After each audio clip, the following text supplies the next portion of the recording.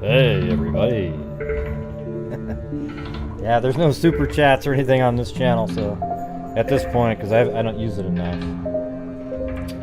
So, how's everybody doing? Blazers won! Boom! That's what I'm talking about. Beat the Denver Nuggets tonight. In the first round of the first game of the first round of the playoffs. Pretty amazing, pretty amazing.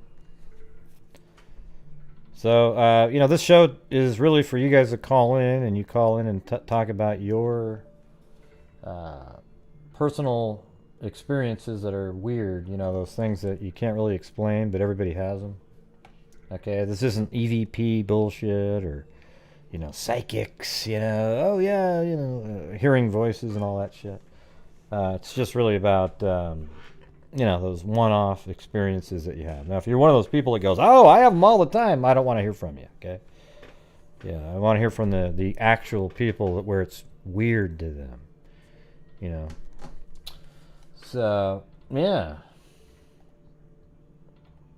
That's it. So, you know, the number, I don't know if the numbers at the screen is, I don't think the number on the bottom of the screen is right, so hold on a second. I know that the number that I put in the chat is, but let me fix it on the screen there.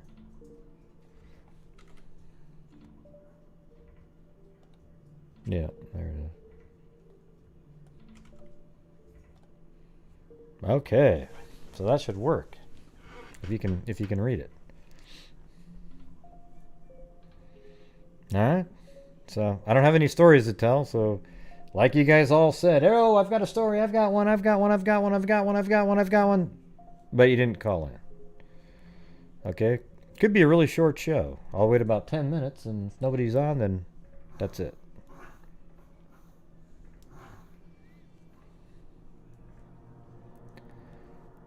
Yeah. So again, you call in with your stories of something weird that happened that you can't explain. Not EVPs. Well, gosh, Gray, what if EVP was what was... What happened?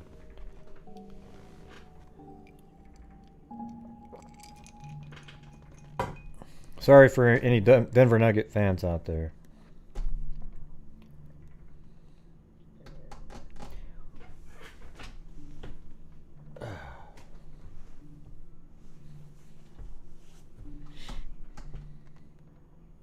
Is that it?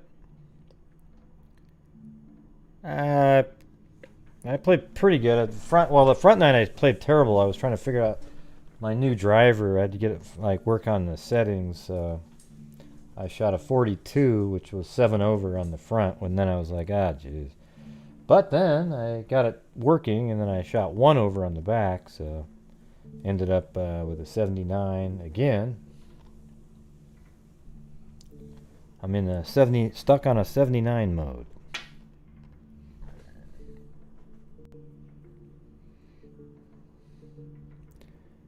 Yeah. Hey, and thanks for the generous super chat there, Mag. Very kind.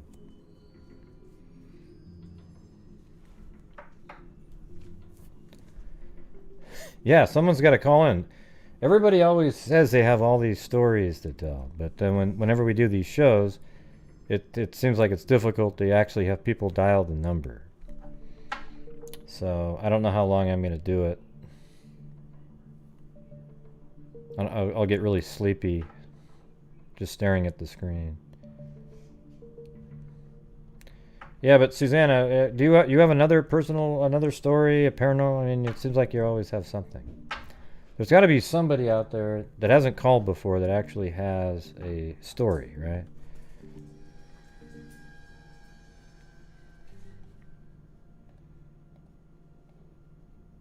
Oops. Maybe I need to put that over here.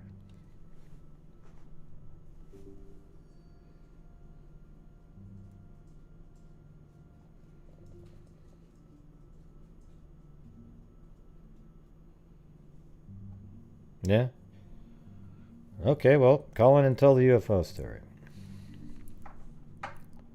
The numbers are also in the description of the video if it's easier for you.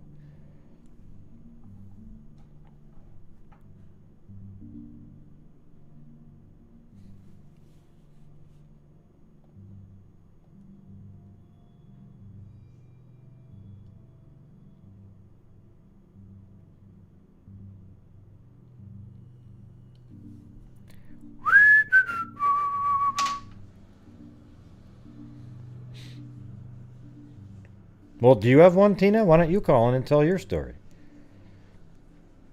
The thing is on my regular show, I said, hey, everybody, how many people have stories? And everybody typed in one. A one. Oh, I've got one.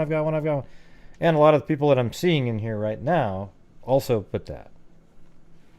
So it's hard to know. I kind of figured there'd be people on hold before the show even started.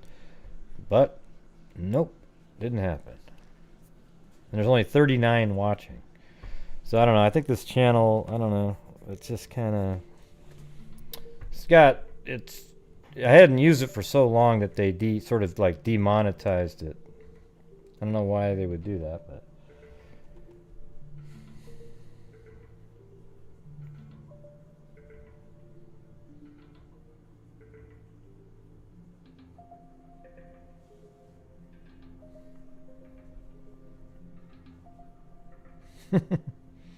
Well, it's not a paranormal. It's just all it is for you guys to call in and tell your crazy stories.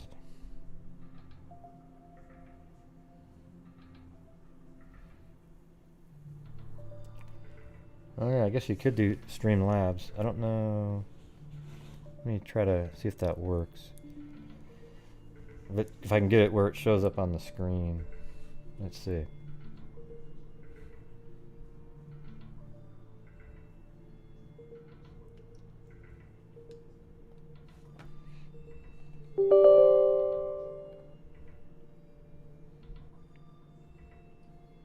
The number's on the screen. What do you mean give you the number? It's right there. Just like everybody else.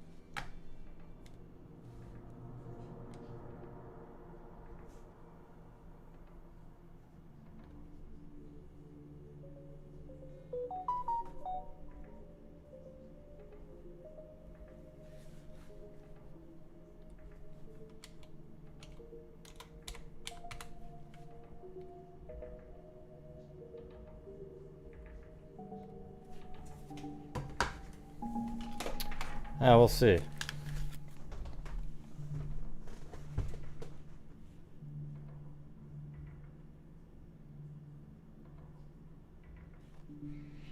I'm just trying to check it out. I think the Streamlabs thing might work now. I don't know.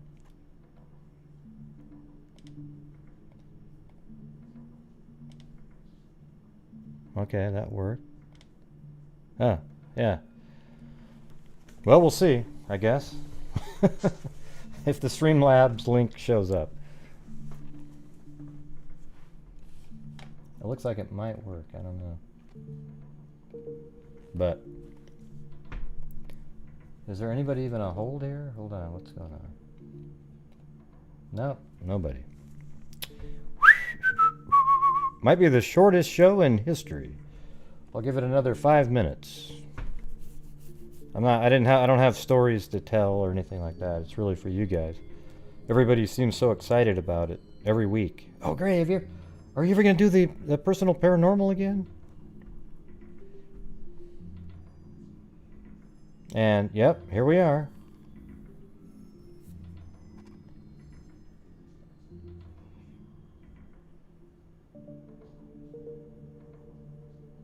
What do you mean the passcode's incorrect?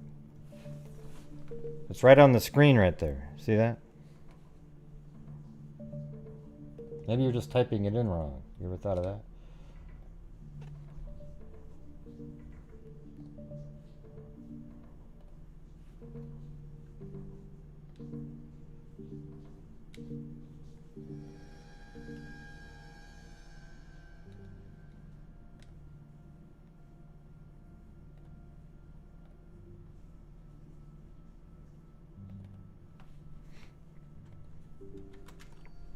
Nope, that's the right one. Yep, 502351. Yep, that's it. It's correct.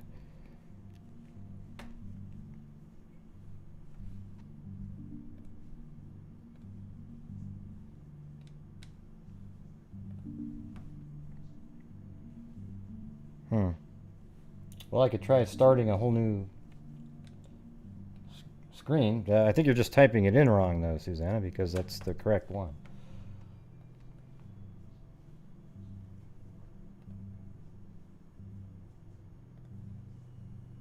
Okay, I'm just going to end meeting and then do a new meeting. And let's see what happens.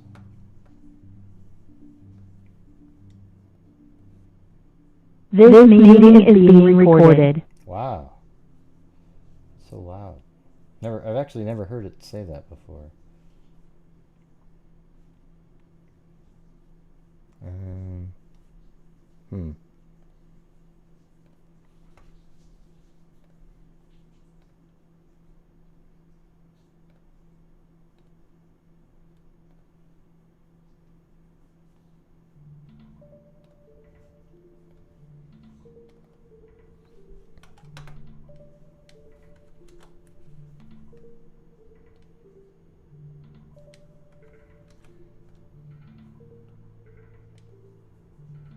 No, this is really fun. Okay, try that one. I had to start a new meeting, but...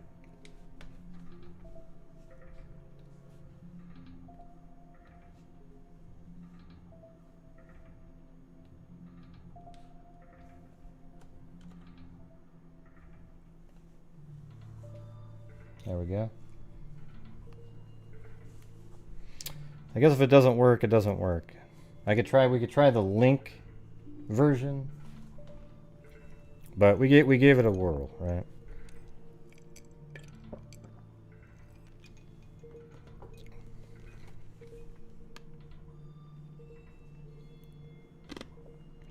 Well, I don't know why it wouldn't be working. I'm using exactly the same thing I always do.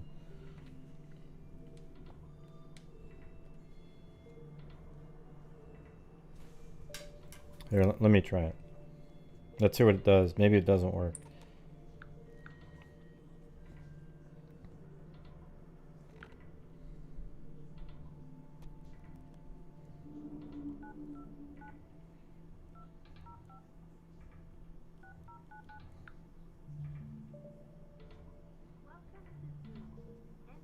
Meeting ID followed by pound. Oh, the meeting ID. Oh, shit. Maybe that's what the problem is. Hold on. Entered any numbers. I think that might be what the problem is. Hold on a second. Oh, shit. I think that's the problem.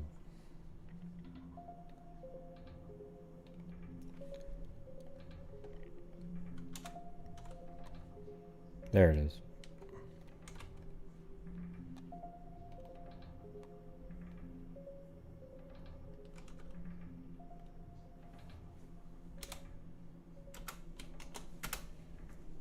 Okay. So it's the meeting ID and passcode that have to be changed.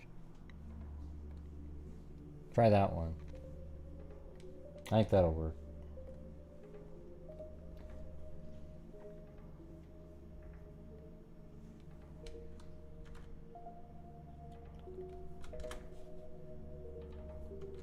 Okay. I also put it in the description. I bet that one works. Alright, go ahead. I'm not sure what that means, Adeline. No idea what you're talking about. Jesus.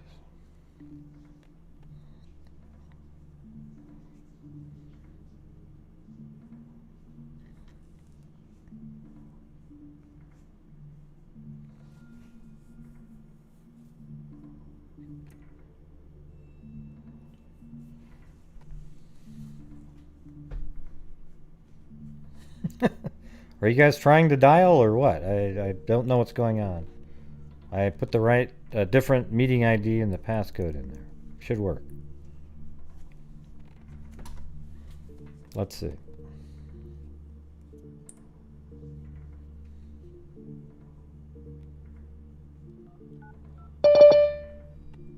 Yeah, there's one.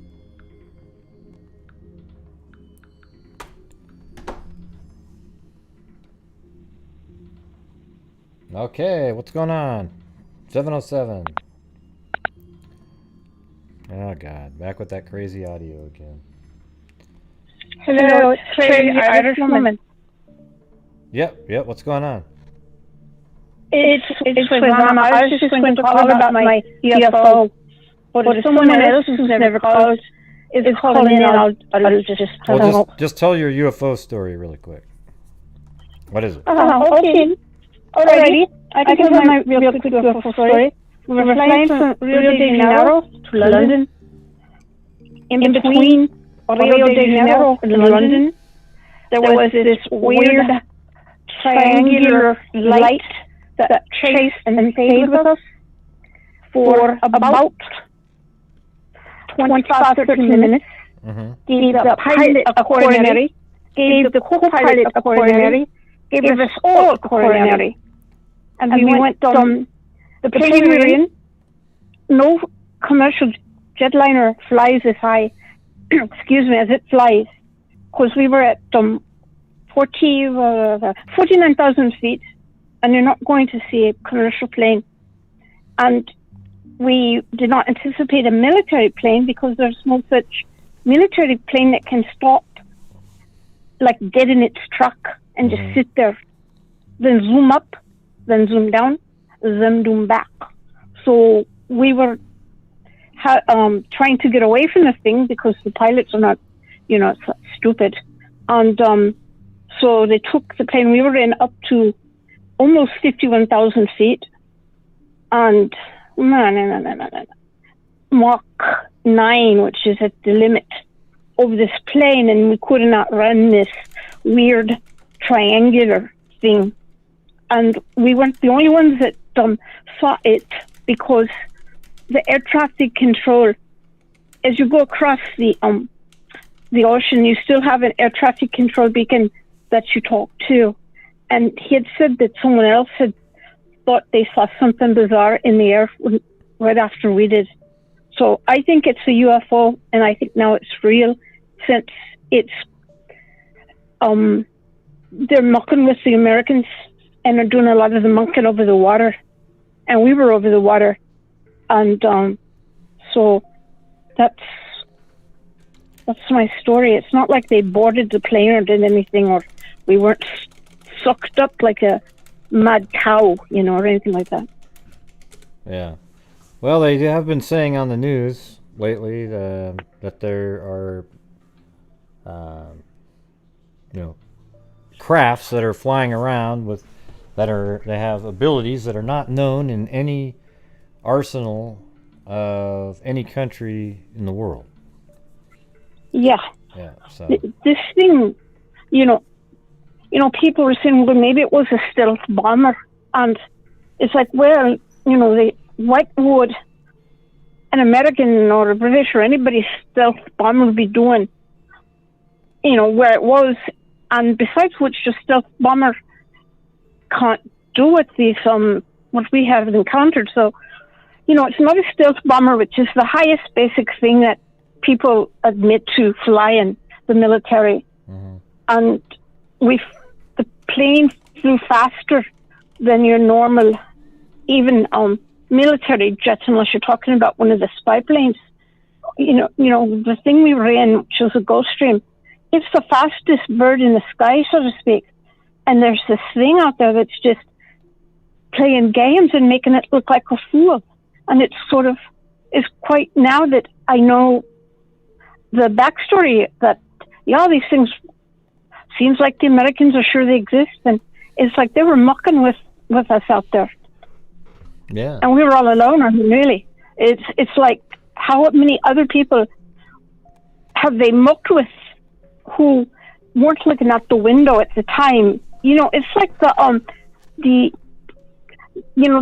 SOS on that murderer did. Yeah. Well, how the guy just happened to be looking out the window. How many planes, like a small plane like ours, do people really look out the window all the time? So I think there's probably, it could be that they're out there almost all the time, and we just don't think to look for them. That's the other thing. You have to be willing to look in order to be able to see the thing. Yeah, you have to be looking up in the sky. Or out the window. Yeah, like if you're in the sky and you're looking out the window, Yeah. Yeah. And to see something like that, you're out in the middle of nowhere, and you know that if you go too fast, well, you take up more petrol. And Rio to London is sort of pushing that jet. So it's like the pilots were thinking, I think they were probably saying what Rosary did out there and thinking, how fast can we go? And until we have to throttle back in order to be able to get to Heathrow safely. And it was scary. You can't outrun a thing. It's like being chased by a ghost. Yeah. Yeah. Hey, Cairo, thanks And so- for the I don't know if it was through PayPal or what, but thank you. Go ahead. Yeah, so, afterwards I did kind of nose around and ask around, to some people at the, and, go to parties and whatnot, and I caught a guy that would be like the Pentagon in the States. It's called the Ministry of Defense in the UK. And I told him, what did we see up there? And he said, well, I do have, what do they call it? Sheesh. I don't know. The Official Secrecy Act in the UK. I don't remember now what you call it in the States. He said, but if you told me that you saw this thing, I would tell you that you probably weren't wrong. Which is like telling me I was right. Yeah. Which is, the politician speak kind of thing. And then I sort of looked at him and I squinted at him and I said, well, but are we going to be invaded, or whatever? And then the other thing he said, which now, in retrospect, of course, really bothers me. And he says, well, the thing that's protecting us is distance. And I'm thinking, distance? From whom? From where, Obviously, distance isn't mattering much because they're here. So it was a very interesting response to my question, that he added it at the end. What's protecting us is distance. Yeah. It's weird, don't you think? It's They illogical must to have say just that. figured out how to. They must have just figured. Well, yeah, because if they can travel here, what difference does it make? What the distance is? Distance They obviously doesn't figured out. matter because they're here. Well, they figured out a way to, go through. Yeah. I mean, like if somebody is 7 light years away, it takes 7 years at the speed of light to travel that distance, and light travels like 886,000 miles a second or something. So it's like, they're a long ways away, but a lot of these are, thousands of light years away. These places, so they must have figured out a way to sort of go through like wormholes or whatever the hell it is to cut through. Space. Being able to warp space, muck with time, muck with something, right. And I'm kind of into the UFO thing. I think because I've told this one before. So everywhere I go that I meet someone I think might know something about the UFOs, I do ask. Huh? Are you talking? In the conversation, other people will look at me like I'm some sort of, I don't know, idiot about it, and I don't think I'm an idiot about it at all. Now, I think I've been proven at my not obsession, because that's not what I am, but my concern about them, I think, is now being proven, because they're out there, they come, they go at their will, and they'll just thumb their nose at us, which is, I swear to God, that's what that thing was doing with us. Yeah. It was just thumbing its nose at us. And it's like, okay, you up there, you're defenseless up there. You can't go faster than we go. You can't go higher than we go. You likely can't go lower than we go, because I think they have now underwater bases. So what are we to do? Yeah. You just have to hope that all they're doing is like harmless playing with people, and just tweaking our nose or whatever. But I don't know if anybody else has really had that kind of personal experience, where you've sort of interacted with the thing. The pilot or plane as an object definitely interacted with that UFO, because it tracked us, right? Right. And when we went higher, it would go higher. If we went faster, it would go our speed. Then it would stop dead, like a helicopter or your drone, when your drone hovers. Mm-hmm. It would just hover there, and then poof, out it would go, and we say, oh, good, it's gone. And then it was back. So, I'm really anxious to see what more the American fighter pilots are talking about, because, I can see where it weed them out. And our pilots in this plane, they both were former Brazilian Air Force pilots. It's not like these guys learned to fly, I don't know. They didn't have any military understanding of what they were seeing. They knew what they were seeing was ungodly. So, anyway, that's it. Well, awesome. You got a UFO story in. Thanks. I got that one. So, anywho, next time you fly, keep looking up the bloody window, You just might see what you see. You just might see something. You might see something. You might. Now that, there's more reason not just to close the window blind and not off. You might look out. You might be smarter than we were, and you might get your phone out and take a picture of the dang thing. Yeah. All right. Well, I'm gonna go play some stuff. Okay. All right. Thanks for calling in. Okay. All right. Okay. Yeah. Oh yeah, and my dog Poppy. I always used to bring the dog in. Everybody's good and kind thoughts. I think another paranormal thing is that if you get enough people thinking enough about something, you can actually, I think, affect or have something to do with it, because the Freak family helped save that dog's leg. Mm-hmm. And I thank you all, those who thought good thoughts for my dog Pops. So thank you. I appreciate it so much. Cool. And bye.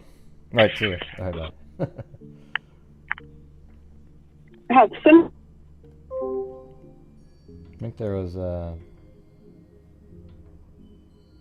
of the U.S. military who have said there is tape out there of unidentified flying objects descending from the sky and then disappearing into the ocean. Well, today, that video emerged. The Pentagon has just confirmed that the footage is real. You're seeing it now on your screen. It was taken by the Combat Information Center aboard the USS Omaha on July 15th, 2019, off the coast of San Diego. As far as we know, the UFO in question was never recovered. There was no material indicating a crash. More than that, we don't know. Tom Rogan is a Washington Examiner columnist. well versed in the subject. He joins us tonight. Tom, what do you think we're looking at here? Well, I think we may well be looking at a true unknown, which is to say intelligently controlled machinery that is not understood to be in the possession of the United States, China, or Russia, which are the three most advanced countries in terms of military aviation. And so, you know, the video in and of itself is limiting what it can tell us, but I think it speaks to, as the Pentagon itself has. Yeah, thanks for calling in, Susanna. Doesn't look like anybody else is calling in, so I'll probably make this a shorter show than usual. All right, I don't have stuff to present really. It's really just for you guys to call in and tell your stories because they're always interesting. And I'm kind of disappointed that so many of you go, "Oh yeah, I got all these stories. Oh yeah, one," and yeah, when the show comes up, nobody calls. Yeah, it's the same people every time. It's admitted this continuing trend of truly unexplained things coming into the public consciousness more than they have before.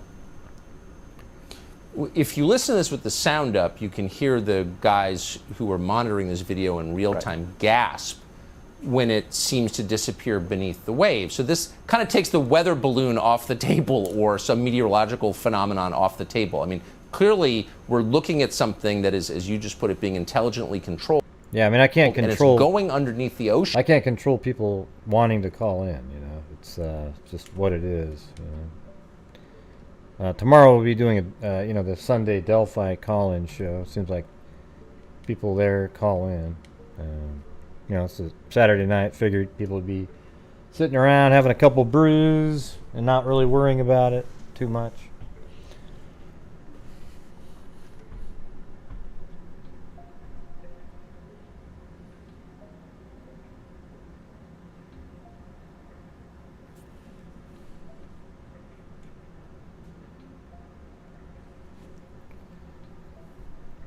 I don't know if there's any new subscribers, Lanky Tour, but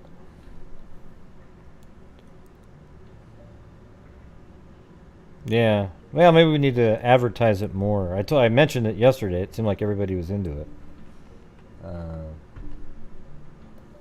But it's also, this channel isn't monetized or anything. It's hard for me to do a show here when we're trying to, you know, raise funds and everything for on the other channel. This channel doesn't have any way of doing that. So, sort of kind of hard to do it.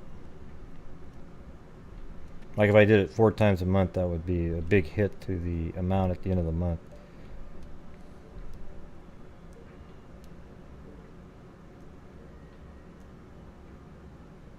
I don't know what you're talking about.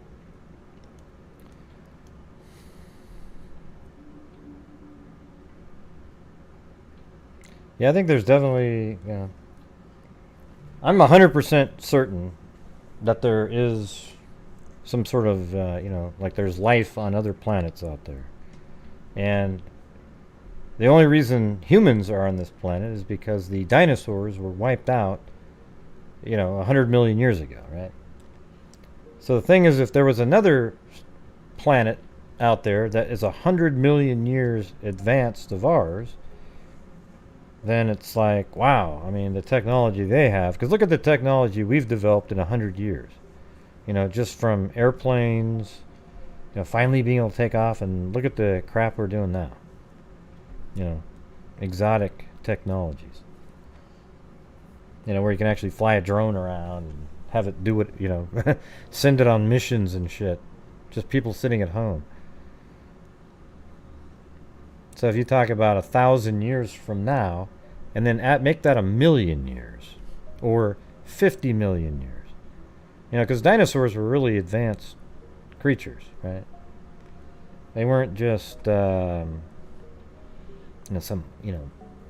non-complex organism. They were it just so happens that they got wiped out by a meteor, or a comet, whatever it was, a meteor that hit, I think it was in the Yucatan Peninsula, something like that. And it just wiped out, it covered the entire planet, apparently with ash, and some dinosaurs lived, like crocodiles and alligators, snakes, things like that.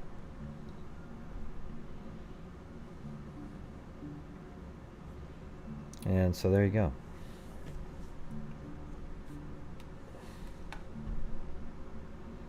I'm gonna wait 7 more minutes here. I got stuff I can go do. Got to get ready for my regular show.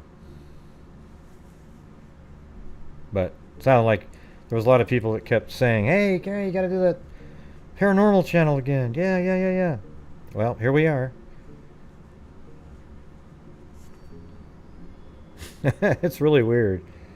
Yeah, I thought there was going to be like 50 callers piled up on each other. But that's not the way it is. So.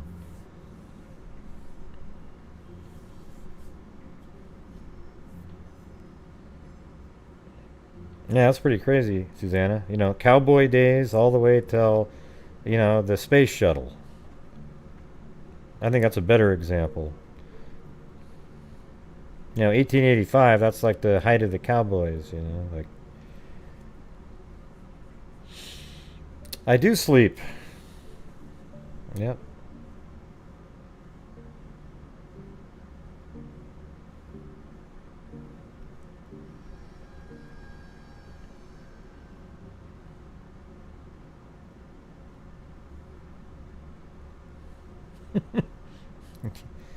Man, you guys. Jesus.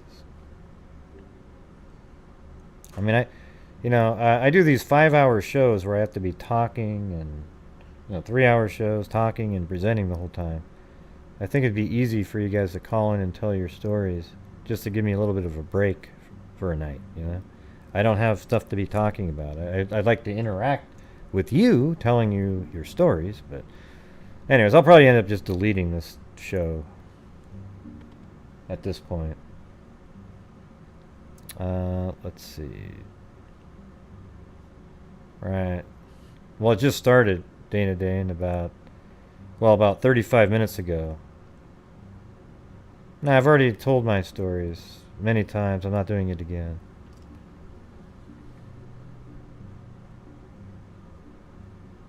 This is for you guys to tell your stories.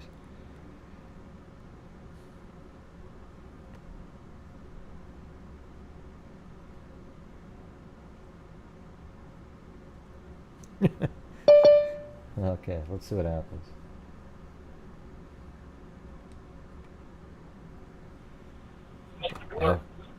Okay, 407, you got to turn down the audio from the show. You got to just use your phone. Hey, Gray, it's Michelle. How are you? Who? Michelle Nicholas. Oh, hey, how's it going? Good. I have a story for y'all. All right. I don't know if everybody knows, I did retire from crime scene investigations last year, and I opened a nail and barber shop here in Titusville. And the lady that originally owned it and opened it back in 1960, she had it all of those years. And she passed away about 3.5 years ago. And I was very nervous going into this situation, being the COVID and the pandemic, and then retiring from the other stuff. So I was like very nervous. And when I went in October and started getting everything prepared and cleaning and setting up and getting stuff installed. And I sat down, and her name was Jewel. So I sat down and I said to Miss Jewel, Miss Jewel, I really want to make this shop work the way you did. And I'm hoping that you'll allow me to do that. So the following morning, I came in to finish doing things and stuff like that. And I was sweeping, and there was a penny on the floor, so I picked it up and I set it up on the table. Didn't think anything else about it, finished up for the day. Came in the following morning. There was that penny on the floor again in the same exact spot. And I thought, wait a minute, I know I picked this up. So I picked it back up and I put it back on the table. So later on the day, I had to run some errands. I come back. The penny was on the floor again in the same exact spot. I said, okay, Miss Jewel, you're talking to me. Well, the penny, mind you, was always heads up. So I said, okay, Miss Jewel, this is your way of telling me everything is going to be okay. And I barely had to do much advertising or anything like that. I just put signs out. I did a Facebook advertisement on Marketplace, things like that. And everything has now gone so good and has built up. I'm busy 7 days a week, sometimes not getting out until 10, 11 o'clock at night. And every once in a while, that penny will be in the floor. I leave it on the table for her every night. And that penny will be in the floor, just kind of like she's stopping by to say hello. Wow. Well, there you go. So it's still doing it every day? Why don't you put a camera on it? Periodically, it does. Yeah, periodically. Yeah, that's pretty. Yeah, I'm going to get cameras installed, and but that's still a work in progress. Yeah, well, it'd be weird. It'd be weird if it, picked up something like how the penny got moved. Right, exactly. To see the penny, moving around and stuff. Yeah. Oh gosh, my son is working in front of me. But hey, it's a good story. You encourage somebody else to call now. So now we've got somebody else. But thanks for calling in to share your story. I don't think you've ever called in before. Well, maybe you did once a long time ago. I can't remember. I call in on the other show, but I haven't called in for quite some time because I'm usually just sitting back making sure everybody's behaving themselves because I'm the mean mod. Yeah, there you go. No, you do good. All right. I love you guys. Okay. Have a good one. Thanks for calling in. All right, bye-bye. Bye-bye. That was Michelle Nicholas. Everybody's behaving themselves because I'm the mean Hello. mod. Yeah, you got to turn down your audio from the show. You have to use your phone. No, you do. 870. You have to turn down the audio from the video. You just use your phone. You there? I turned it down. Yes. Okay. All right. Can you hear me? Yep, I can hear you. Okay. Okay. Hi, this is Allie Cake. Hey, Allie Cake. Hi. I thought I could tell you my story of a UFO that I saw. Oh yeah. Cool. Yeah. It was. Do you have your maps, or am I just going to tell you? Well, I could do it. Where is it? Okay. Well, it was in North Ogden, Utah. Okay. Actually, it was in Pleasant View, which they're really close to each other. But it's where, if you look up Weber High School. Yeah, right here. Did you be able to find that? I've already got it. Yeah. Okay. So anyway, I was going to pick up the babysitter, and she lived over by Weber High School. And the football field, she lived sort of close to the football field, so I had to go and pick her up. Is that with the track around it? Mm-hmm. Yeah, there's a track, and then above it there's a trail that people go running on. It's I see kind of the foothills. Yeah, I see it. Anyway, so I was up there kind of even with the track, but I was on the road that was running. I haven't been there for such a long time that I think I'm sort of turned around. It's more west. It's on the west side, so you'd have to go like North 500 West, that road. Yes, right to your left. Okay, yeah, go ahead. Well, it doesn't really matter that much. Just go ahead and tell the story. Okay. Yeah. Well, anyway, the mountains, the big mountains, there's Big Ben Lomond that's to the north, and then to the east is the other mountains, and the west has no mountains. Anyway, I was on that right there. I was right there. That parking lot is where the driver's ed is at. Yeah, just go ahead and tell the story about. Yeah. So what did you see? Okay, so I had picked up the babysitter. We are looking directly by the track, above the track, and we're looking straight towards the east of the mountains, and we see this huge, and I mean it was very large,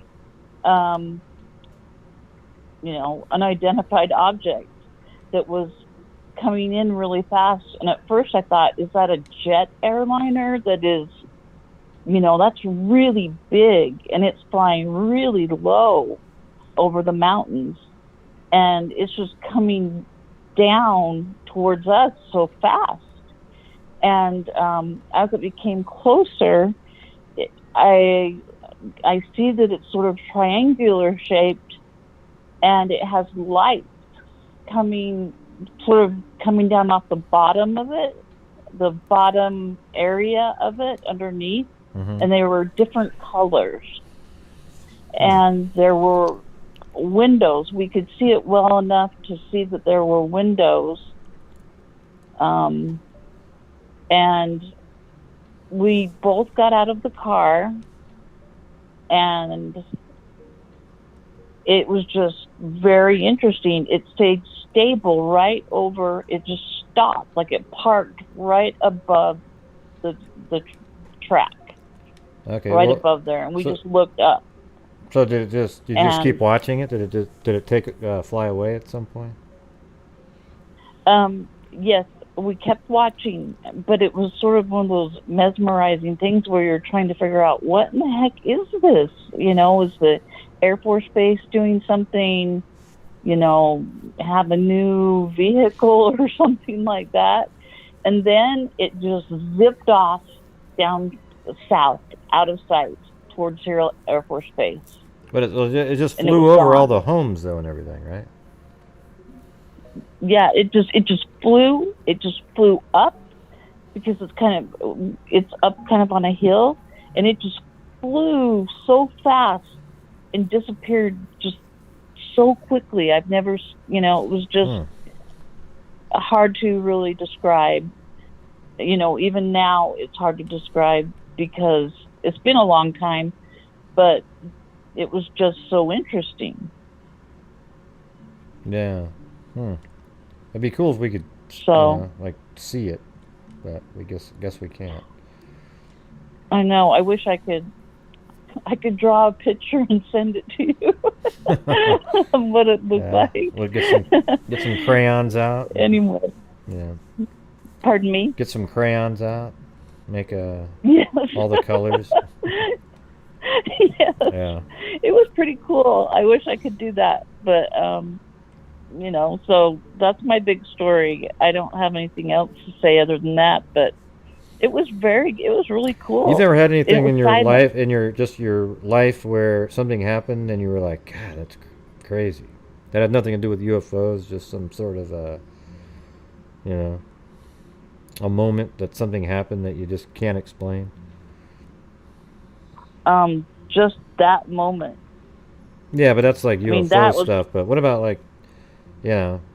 a personal, sort of non... You mean like some kind of experience, like a ghost story, you mean? Like that Well, no, it doesn't have to be a ghost. It could just be like something that really unusual that happened, and you sort of assign it to some higher power other than just chance, something like that. You don't have anything like that? Well, I had the only other thing that happened. Yeah, but hold on one second. After that, hey, but Fiber Sleuth, you sent me a. I'm not going to read your comment. You got to call it in, or I'm not doing it. Okay. All right. Go ahead. What were you saying? The only other thing that happened that was regarding possibly the UFO, this is sort of embarrassing, is that I worked as a checker, a grocery store clerk. And after that happened, about a month later, my hand scanned. Like, it kept saying, item not found. And I showed my husband and my boss And then it did that for about a month, and then it never did it again. And I know that sounds just absolutely crazy, but it really did happen. That's the only other unexplained, thing that's happened. Well, that was your UFO story. Definitely is interesting. Did anybody else see it? Like, did you hear anybody else say they saw it in the paper or anything? Nobody, no one saw it, but my babysitter saw it. What time was it? The you saw it. It was probably around 4 or 5 in the afternoon. It was broad daylight. Yeah, so how could nobody have seen that? That's crazy. Yeah. Well, that's what I'm saying, and it's not like what's really strange is that the babysitter, she remembers seeing it. So it's not like it was just me, or that I go around scanning. I don't have too many crazy things happen, but that's it. Well, thank you. Appreciate you calling in. Okay. Good stuff. All right. Thank you. Bye bye. Bye bye.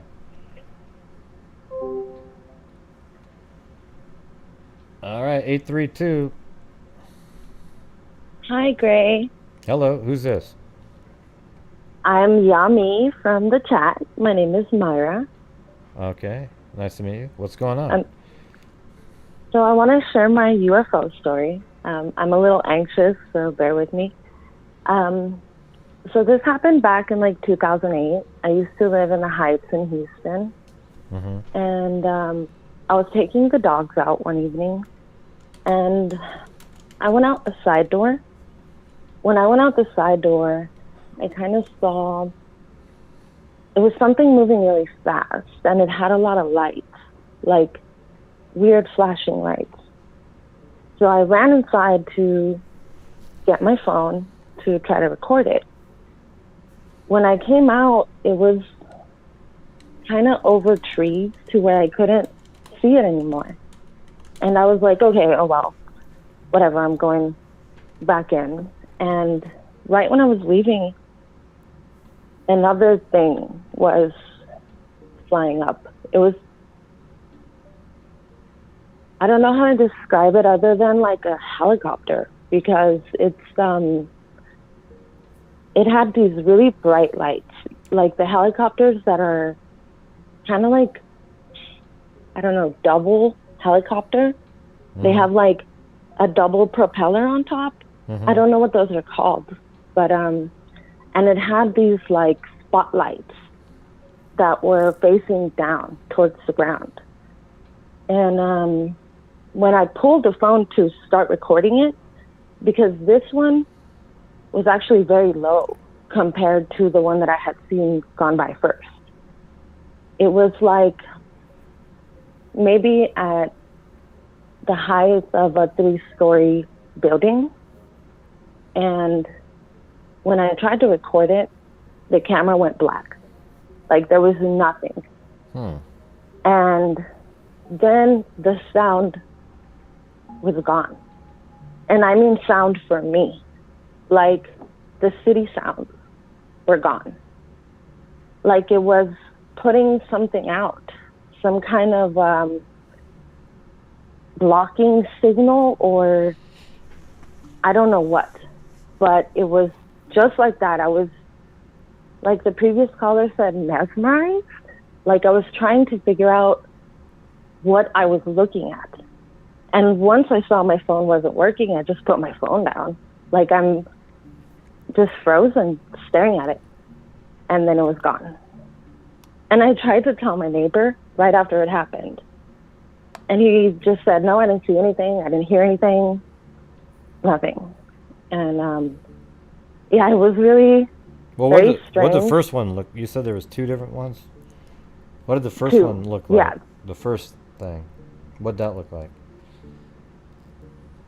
I would like what people describe as a UFO, like this, almost like a pill-shaped object, but with a lot of lights. Like the second one didn't have lights like that. But how high off the ground was it? How big did it look? That kind of stuff. Okay, the first one was pretty high to where you would see small planes flying that high, right? You know, I live kind of close to an airport, so, and this is now, not back then, but when you see the smaller planes take off, they fly at a different level than the higher ones. Yeah. I would say the first one was flying at one of those small plane heights. Yeah. And the other one was definitely a lot closer to the ground. Well, maybe the second one was looking at it was an actual US, you know, like one of our type of planes looking for that first one. Right. Because the second one is definitely what I would call a drone now that I know what drones are. And I put this in the comments earlier, right, where I saw that back then and I didn't know what it was, but now with the knowledge that I have today, I can tell you that was probably some kind of military drone. No, that first, the pill-shaped thing? I don't think so. No, the second one. Okay. The second one. Yeah. And what year was this? I want to say 2008, 2009. Yeah, I mean, but they didn't really have as many drones like they do now, the quadcopter, hovering types. Definitely not. They had the planes back then, but I don't know. Yeah, back then I had no knowledge of drones whatsoever. So to me, that was a UFO. You know, that was nothing I'd ever seen before. And the strangest thing was what it did to my phone and what it did to the sound around me. It was like if I had put earplugs in. It was the strangest. Well, it's kind of weird silence. because right now it's a pretty big story that's happening right now, is that the Russians have this energy weapon that they've been using on our CIA operatives. And it's not something you can see. It's this direct energy weapon. And apparently it's like messing up their brains, and they, you know, all kinds of problems they're having. There's something like 300 different people that have all been affected by this, and they think the Russians are. So I don't know. I mean, maybe there's some kind of small version of that on there. You know. Wow, I had no idea about that stuff. Yeah, well, it's been in the news. Interesting. A lot of it in the news. Let me just type it in. Let's see. Direct energy weapon. And then let's see if something pops up.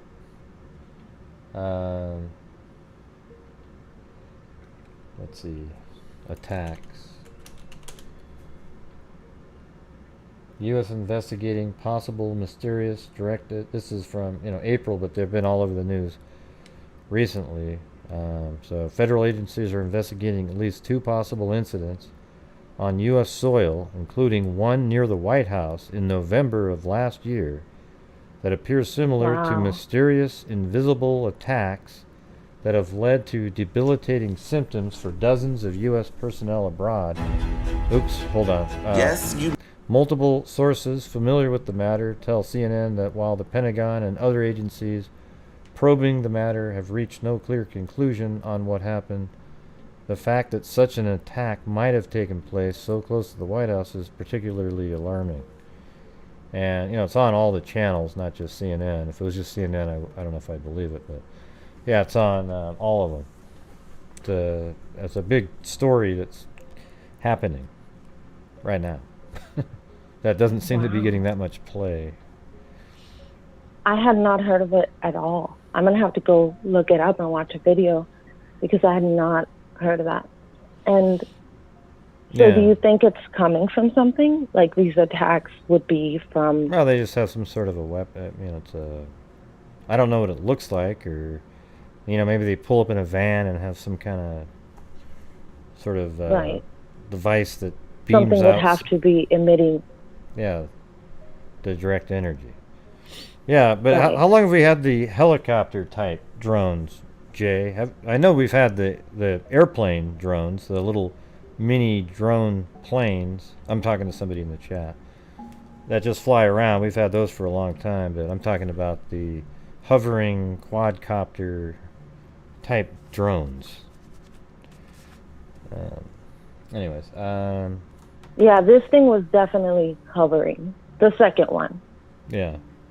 Well, I think we've had, obviously those were in development easily around that time. See, that's why I think now that it may have been our own government, our military, testing something, because it was in the city and the sun wasn't even like down all the way. The lights were starting to come on, but it was still light out. So I just thought, now that I know of drones, I think, well, it was probably our government testing something. Yeah. But now that you say this about this technology or these attacks, it's scary. It's definitely very concerning. Yeah, like we've that had drones. Our own government. Yeah. I'm sorry, go ahead. No, I was just saying we've had drones that fly in, the Gulf War and all those that they fly like a payload. Sometimes they are the bomb itself, the drone. I'm just not sure how long we've had, like these drones that you can buy now from DJI are so much more advanced than anything that we had back in 1990. I'll tell you that right now. I mean, you can set a course, they hover, stop, turn, you can program in what you want it to do. So. Right, and see this second one, that's what I'll call it, I guess. This second one almost created like an optical illusion to me, because it was, like I said, I could tell the height, that by depth it wasn't very far from me, but the size was throwing me off, because in my mind a plane or a flying thing is not this size, because I wouldn't think that was big enough to hold people and an engine, if that makes any sense, the way that it looked from where I was looking at it. Well, it wasn't that big. Well, it sounds like you saw something that didn't belong there. Something, right. Something little weird. A lot of people didn't believe me. I would share this story with people because I was like, hey, listen, I saw this in the middle of the city in the middle of the day. And I think people just share a lot of UFO stories. And back then it was not, right now you hear a lot of it because people are seeing it on the news that the government is saying that this is the thing, which is what I was saying earlier. It's kind of concerning if our own government is willing to tell us right now that they're out there, probably because they're concerned enough themselves to want to get more people paying attention, which I guess it might have to do with these attacks, because I don't know, it's worrisome. Stephen Hawking said if aliens come down here, it's probably not with good intentions. So yeah. I think it'd be cool. I think it'd be cool as hell. It'd be weird. It'd be a weird feeling to actually see something like that. But at the same time, I think most people are sort of kind of already think that. But it would be really trippy, and I think it would freak a lot of people out. Right. An Independence Day movie kind of scenario would definitely. Yeah, well, they did a study. The Brookings Institute did a study. I don't know what year, but it was a long time ago, and it said that I think it was after the day the Earth stood still, or it was a show that was on Halloween done by Orson Welles or something like that, and right. I think it was in War of the Worlds. Yeah, War of the Worlds. That's right. And it freaked people out. Like it really, people were panicking, even though it was just a radio show. They didn't realize it because they didn't come in with the commercial breaks often enough, and people started freaking out. So I think they thought, well, people, our country was a little bit more religious in nature. back then, and so a lot of people, it just would break all of their paradigms. So now you've got, most of the people, there's a lot of people that are spiritual, whatnot, and there's been all kinds of different shows out there, and I think the sentiments change, that people are ready to hear that there's something else. Yeah, out I there. agree. I definitely agree. Yeah. I think a lot more people are willing to look at it with a much more open mind now than before. It would have just been something like that, very scary for everybody. I think I think, like, to me, even though it's a little scary, I think I still would find it more interesting, and my curiosity would be more what takes control, because I would want to know, I think, more about what's out there. And I'm one of the people that would want to welcome them. Hey, let's have like a, oh, sorry, excuse me. I pulled on my headphones, but, let's have like a whole little welcome party and learn what we can from them. Wait a minute. So you'd be one of those people standing on the roof of that building when the light came down? Because remember, they were the welcome party. They were the welcome party. I'd be in my house watching the welcome parties. Like, y'all go ahead and party with the aliens. I'm going to watch. Yeah, but no, I definitely would be more interested in what they have to bring versus taking a defensive stance. Mm. You know what I mean? More open to learn. And there was that movie with... oh my God, what's her name? Jodie Foster. Amy.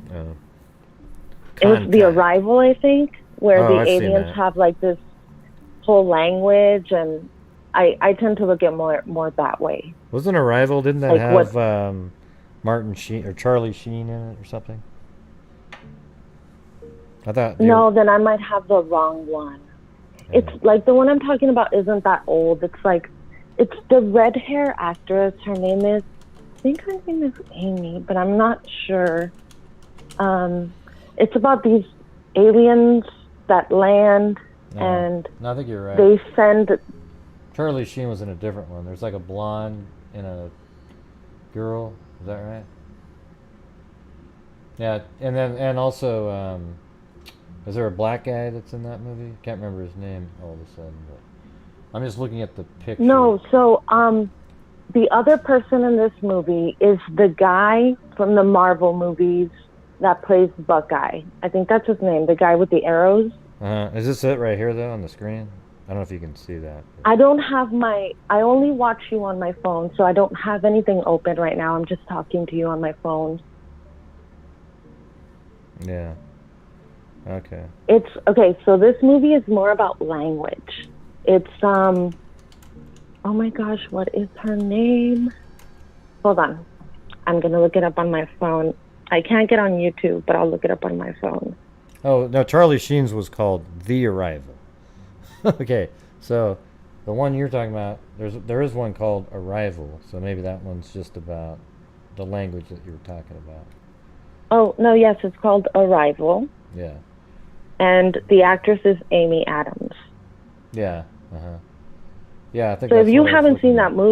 that movie's pretty cool. It's a pretty good movie. I really like it. I'm into this kind of stuff. Yeah, I Forrest really Whitaker's in there, because when I asked you if there was a black actor in there, you said you didn't know. But Forrest Whitaker's in there. That's right. He's one of the scientists. Yeah, so he's in there. I had it on the screen. Yeah. So that's the one, yep. Yeah, that's the one. Awesome. So I wanted to share my story with you. I have one other story that I can share with you, and this is more like, I don't know, ghost story or cryptid story. Like, I really don't know where to classify this one, because I'm a dog sitter. I would go stay at people's houses for extended periods of time.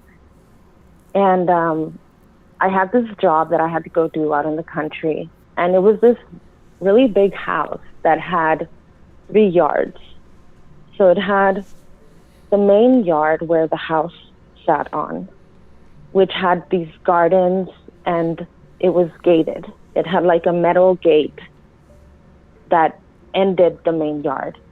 And then from there on, it had a connecting yard, which was like a field mostly. And it had a lot of plants and like this little storage barn where they had all the garden equipment. And then on the third yard, there was an apartment, like a little barn apartment. And this yard was pretty small. So when I would stay on the property, I would turn all the lights on. Like I would go all the way down to the end of the property to that barn, to the little apartment down at the end, and I would turn all the lights on. So on this night, I decided to sit outside of this little apartment on a bench and talk on the phone while the dog ran the yard. And it was a black pit bull. She was, I would say, a medium-sized dog, a little more on the large end, all black with a white chest. So I'm sitting there on the phone, and I saw her. Dory was her name. I see Dory run past me towards the second yard where this tool shed garden thing is. So this middle yard where this barn thing is the darkest one because there's not actually anything there. It's just like a little barn in the middle. But it's not even in the middle of the yard. It was like towards the end of the yard, but in the middle of it. So I see what I thought was Dory run past me into that second yard. That's the dog with the dog with the white chest is Dory? That's the dog, right. Yeah. And from behind her, she would have been all black, right? So I thought I saw her run past me towards that barn, and in front of that barn was these huge blueberry pots. There was like 4 or 5 of them, and I clearly saw her go behind the blueberry pots and sit down. So I get off the phone, I start walking, and I'm like, Dory. I get right up to the pots where she should be, and all of a sudden she comes up running from behind me. Or I see her running up because she's still at a distance because she's coming from this little apartment that I had just been at. And as she's running up, once I register that she's coming at me, I realize that I'm standing in front of something big in those bushes that is just sitting there silently. And right as she's coming up and she runs past me, I realize she didn't register anything there, right? Like she would have smelled it, she would have heard it, she would have reacted in some form if there was another big animal there. And she didn't. She just kept walking towards the main house. So I didn't want to find out. I was not going to stay and look. I just followed her. I went straight in the house, locked the doors, didn't go looking, didn't try to find out. But it still kind of scares me a little bit because it could have been a wild animal. But she didn't respond. She didn't register anything there. So it looked like the dog Dory, but it was some other creature of some sort. Right. Or it could be another dog or something, but you just it seemed like it was Dory, but it wasn't. It wasn't. It was just like a big black shape. I mean, that's all I can describe it as because my brain registered it as Dory. So I didn't ever stop to look at it or pay more attention to what it was. Oh, yeah. And then all of a sudden you realize, wait, that wasn't even her. Right? That wasn't her. Yeah. Huh. That'd have been kind of creepy. And then you're always wondering what the hell that was. Yeah. Right. That's why I'm sharing this with you because to this day, I still wonder, what was it? Was it a coyote or... Because this was out in the country. So there could have been some big animal in the yard with me. Could have been some weird ghost. A animal. chupacabra. I don't know. It's a chupacabra. What? There we go. A chupacabra. Right? Yeah. I'm in Texas, Gray. I'm in Texas. Yeah, well, chupacabras are in Texas. There you go. Right. That's what I'm saying. You never know. I'm glad I got in the house. That's all I can say. So Yeah. I'm really glad I called. I've been meaning to call you for a long time. I've been listening to your show for a while. The other show, though, right? The other one. The other show. Yeah. Right. Yeah, well, you should call in on, I don't make the true crime. I don't know if you ever had a true crime experience, but when we do those nights, you can call in on those, or sometimes we just have people call in about cases. Yeah. I have so many true crime experiences that I can tell you about. I've had Well, you don't have to tell me now. stalkers. Yeah, you don't have to tell me. I don't want to know now, but now that I've called you, I have more courage to call you back. I just get kind of anxious about because you think I'm mean, right? Speed. He's gonna be so mean. Yes, you're so mean, Gray. You're so mean. No, but I really enjoy your show. Yeah, cool. And it was actually the Kadika Jenkins case that got me hooked on your channel. So I just want to say thank you. Thank you for everything you do. The one logical channel that was out there covering it, right? You were. You know, I kept, because I'm really into true crime. I like watching, like I really enjoy Stephanie Harlow. Mm-hmm. And I like watching that type of videos where I can get the facts, the story, you know, maybe a little theory or two after you've gotten the real story. Mm-hmm. But I want to know facts. And every time I would pull up the Kanika Jenkins, it was all really weird conspiracy theories and just very opinion-based stuff. And it's like no one had anything concrete or real to say. And then I watched your walkthrough where you were filling in the gaps. And I was like, okay, yeah, this is a channel for me. I'm sane. Yeah. So, well, they're doing the same thing right you. now in the Cash Gernon case. Now it's one of those ones I don't even know if I want to look at it. There's just so many, all the people, video after video. It's the new Gannon stock, everybody. Let's just keep making a video every single day, coming up with new wild conspiracies. And the answer eventually is going to end up being that this kid is has some mental issues, maybe even is a pedophile type, you know, he's a younger pedophile, and he went in there and he abducted the kid and then he killed that kid. And that's what the answer is going to be. But in the meantime, let's see how many conspiracies we can come up with to get as many people as possible to watch my videos. You know, it's just, it's ridiculous out there. It's like clickbait. It's clickbait. But yeah, you know, that's why I try to not, like a lot of the current cases that are going on, I try not to watch a lot of those videos because I'd rather wait till like they actually do the court cases. You know, kind of how you've been doing that court. I really would rather watch that. It was kind of fun. It was kind of fun when we covered it when she was missing, trying to figure out what happened. And we were again like one of the few reasonable channels. Like we were actually, you know, I decided to remove. There was one little red herring that we got rid of, and it changed everything, and everything sort of made sense. And you know, it's interesting to watch it now, and based on since we've actually covered the case when it started, and then over the years when different developments happened, it's neat to see it finally coming to a finish. You know, with all the different pieces that we learned about even back then.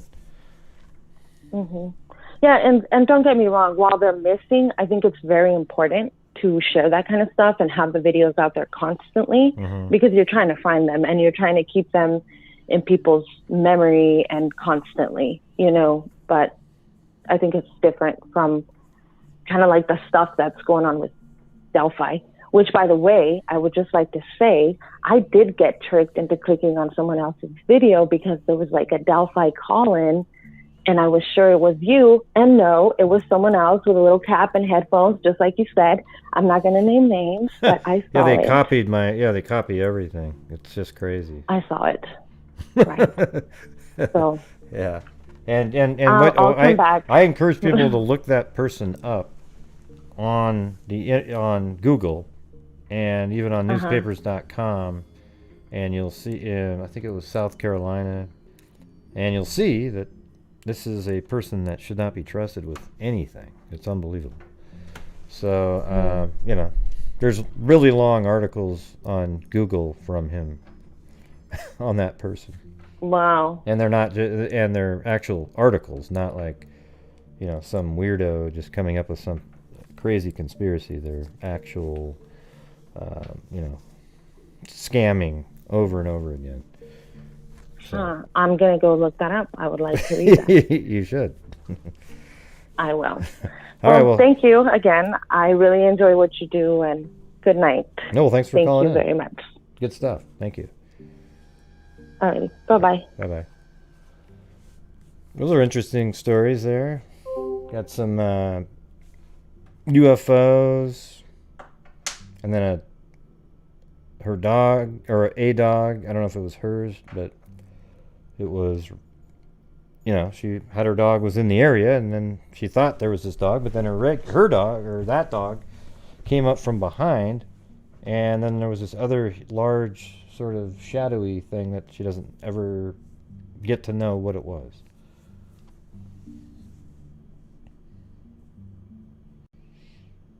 Yeah, so there's nobody on hold or anything. And, you know, maybe it's already an hour and a half, right?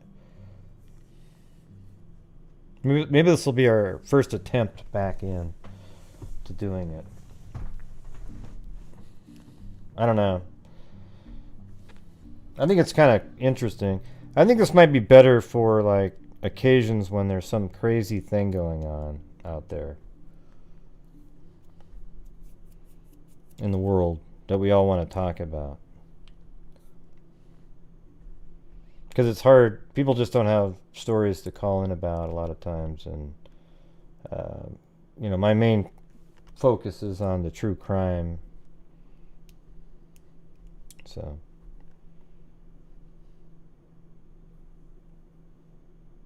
It's so quiet. Listen to the quiet.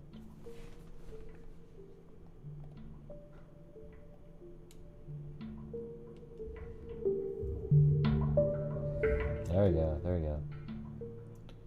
Yeah, if you want, you should go back and watch. I used to make videos for this channel. I would actually interview people for their stories, and then I'd recreate it, but it ended up taking so many hours, I just didn't have the time.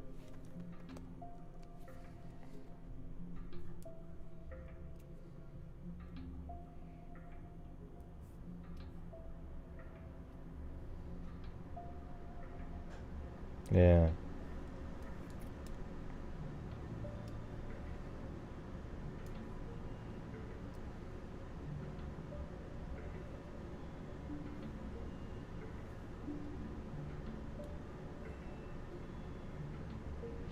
Yeah, you can call in this account. Go ahead.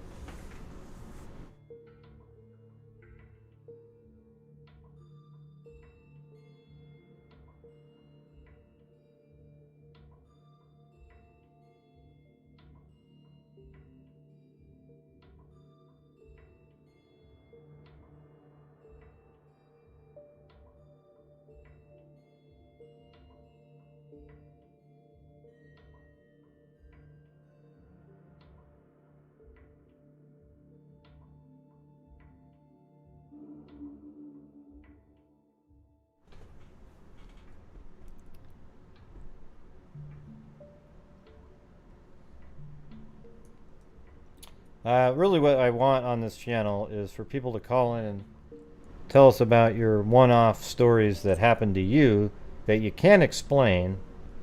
You know, for example, like, I always use my story as an example, but my story is, you know, the balloon on my brother's, you know, my brother was in a fraternity, he died March 9th, 1986, and then a year later, they had put a plaque on this basketball court at the fraternity, and it was on his birthday in the rain. I was shooting baskets a year later, and just thinking about him, I was all by myself. I looked up in the sky, and this dot, and it turned out to be a big, floated down to me, and it was a big balloon, And then the balloon was a big happy birthday balloon that floated down to me in my hands on my brother's birthday a year later in the rain when I was thinking about it.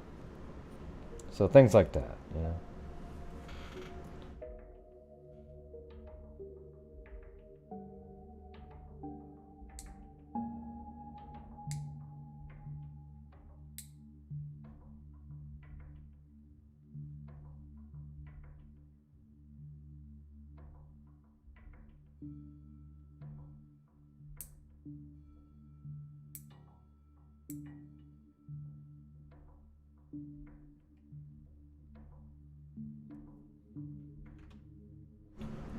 Well, I don't see anybody calling in. Got another 5 minutes. Now, there we go. Hello. Hey, Gray. Hello. Is this account? All right. What's the story? Okay, so my story is when I was young, we lived in Texas at the time in a little apartment. My mom's cooking dinner. She's doing tacos, and she's suddenly getting kind of flustered. She's talking about, can you smell Noxzema? And she's asking Dad, you know, do you know the smell of Noxzema, that cool cream people used to put on their face? It's very distinct. Yeah, that kind of smell. Yeah. Yeah. Okay. So, she's like just racing into the bathroom. We don't smell it. I mean, it's just her. She's the only one smelling it. And she's in the bathroom looking, clearing out, making sure, do we have it? Checking the sour cream for the tacos, thinking that, you know, something has gone sour here. We don't know. And then she says, well, it reminds me of my Aunt Patty. So, and she couldn't even eat the dinner. She was like, it's just the smell is so overwhelming. So we're all eating, everything is fine. And then like 2 hours, maybe hour and a half, 2 hours later, my grandpa calls and says that her aunt had passed away. The one that used to wear this Noxzema cold cream. Are you still there? That's it. That's the. Oh. Yeah, that's it. That's the story. She Oh, just, that was it. Okay. Yeah. Yeah, she could just smell it and brought up her aunt, and then, and also the aunt, she was in Idaho, so, you know, and we didn't know, it was a sudden passing, and it was just one of those things where, you know, she could smell this Noxzema, and it reminded her of her childhood aunt, and then you find out a couple hours later that aunt had passed away. Oh, that's kind of weird. Yeah. That is one of that's exactly right. What are the odds of that? Right? I don't know. I mean, yeah. I don't know, but it's always kind of stayed with me, and she'll bring it up every once in a while, you know, the Noxzema, and do you remember that? I never smelt it. None of us did, just my mother. So Noxzema. It's kind of like, yeah. I'm sorry I didn't hear you. Well, thanks for the story. The Noxzema yeah, story. that's all I got. All right, cool. Well, see, you had the guts to call in. Yeah, I do get a little nervous, but I think it's just, you know, being on the phone. But it's so easy. I hope people call. You know, it's easy to talk to you once you actually call and get past that, just a little bit of a nerve there. You make it simple for us. So I hope other people are going to call in and give on their stories too. It was great. Me too. Well, thank you for calling in. Appreciate it. Yeah, thanks, Gray. I'll see you in the chat. All right, see you later. Thanks. Bye-bye. Okay, bye-bye. And let's see. That was this account. Wait, how do you get... Oh, yeah. I guess there's still some... Oh, Lanky Tor is one of the only moderators on this channel. From back in the day. Or, it's the only one in here. Awesome. We'll just leave it that way.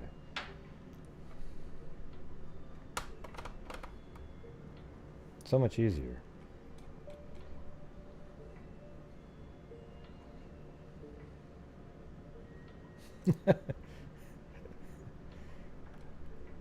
That's so funny. I didn't even notice. I was just kind of like, didn't even think about it.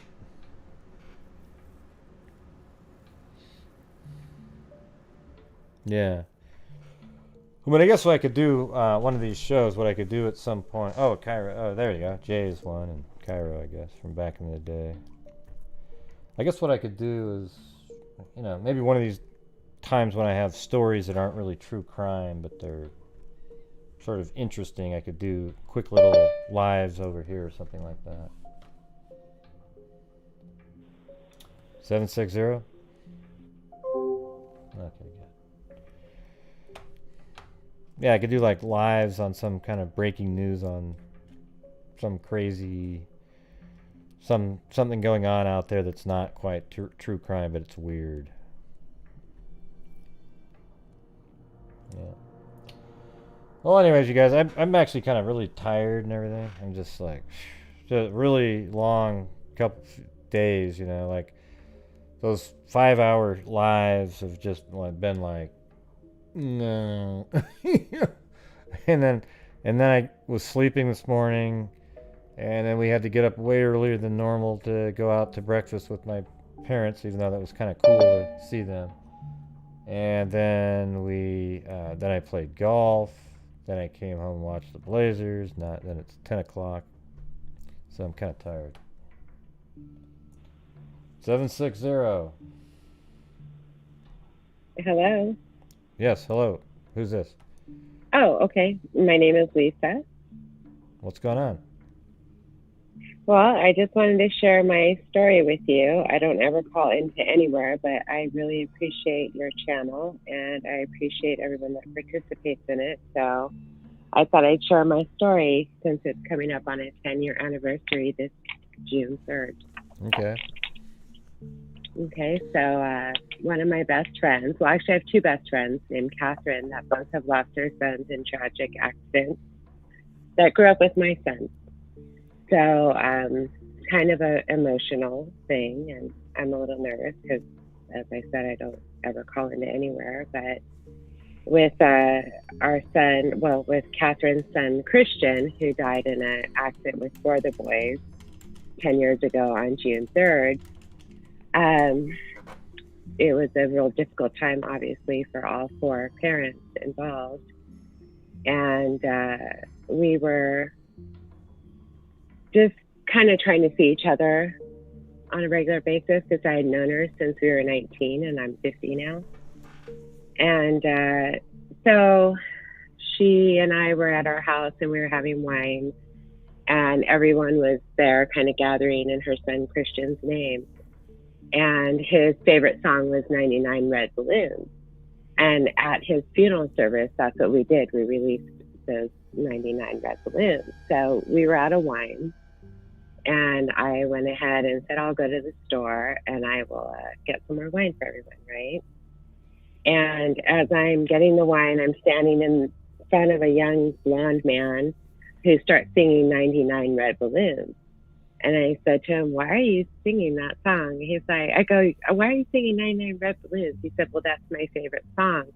And I just got really emotional because obviously we'd just gone through this. And I said, oh, I couldn't hold back my emotions, kind of like I can't hold them back now. But I said that just kind of struck me because we're meeting with all of our friends right now, honoring my best friend's son who was killed in a car accident with four other young men.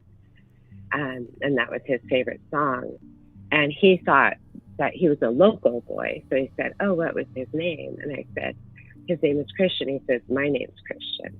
And we both just completely welled up. The lady checking us out completely welled up. It was just an amazing kind of story that, I mean, it was just an amazing experience. I couldn't even check out. All three transactions were just completely awkward. so I had to go back and share that story with his mom. And it was just, that was kind of my little sign, I guess, Yeah. that I would share. Well, that's pretty crazy. I mean, you have the same name, and then Yeah. also, that's not really that common of a song, I don't think. I mean, No, and to be singing it while Yeah. we are in honoring his name, it was just amazing an experience. I Yeah. felt like, it's just one of those things that you can't really explain. Well, that's exactly the type story we're talking about. So, Well, thank you for letting me share it. yeah, well, I'm sorry had to go through that crappy times too, but you have a story like that, so that's good. Yeah. It touched my heart, and I hold it dear, so it did mean something. Yeah, it does have that feeling. It sort of makes you feel like that there's something else. It's almost like proof to you, right? Right? Yeah. Right. That's what it felt like to me. Like, wow, my balloon story made me feel like, wow, maybe there really is something out there, So. Right. All right. Well, I hope that. Yeah. Hello? That was it. I really appreciate everyone that participates in your show and the true crime that you do and the heartfelt chat that I see all the time, and I just want you to know that. And oh, cool. I just don't call people, and I want you to know that too. So that was just a big, huge thing that I just did. Well, thanks. That was a good. Appreciate you sharing the story. And do you ever chat in the chat during the true crime shows? Or? I do. I'm Social Liars. Well, I was Lisa at first, and then I changed to Social Liars. But there's a story behind that. Someday, maybe I'll share it. All right. Well, that'd be cool too. Well, we have. Is it a crime-related story? Yes, definitely. Yeah, because we have shows sometimes where it's just like true crime call-in, where people call in and tell their stories that their brushes with true crime or their involvement in true crime, something like that, like actual events.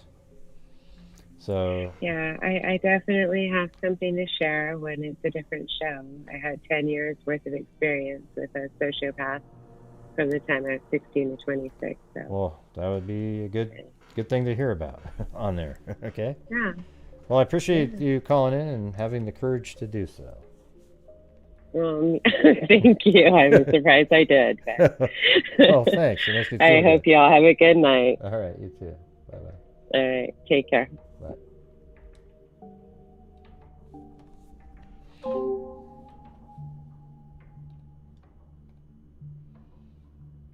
Okay, I think I'm gonna end the call-in part.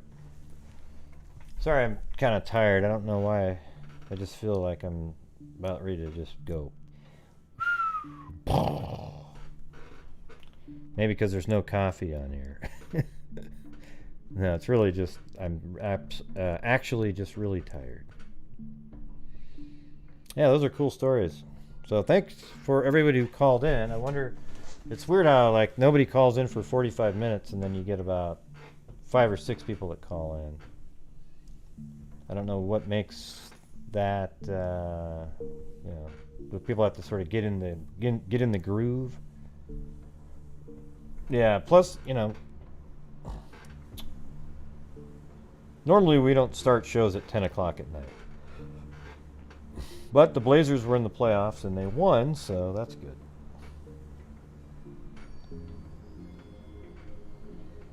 Yeah, I need to go to sleep.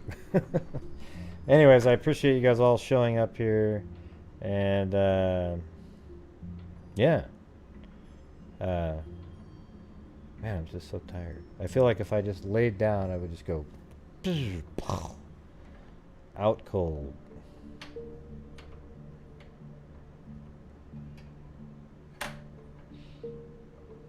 Yeah. I don't know, Lanky Tor. It's hard to do these on this channel because the other channel is more important to me, to be honest with you. I think this is interesting, and they're interesting stories, but the other one's kind of what I do,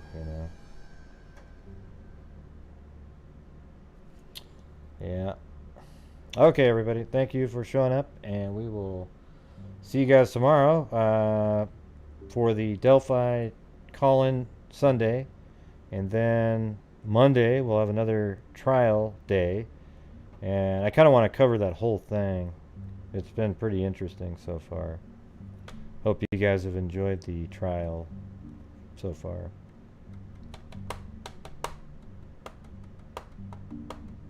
You were nervous? Come on, Allie K.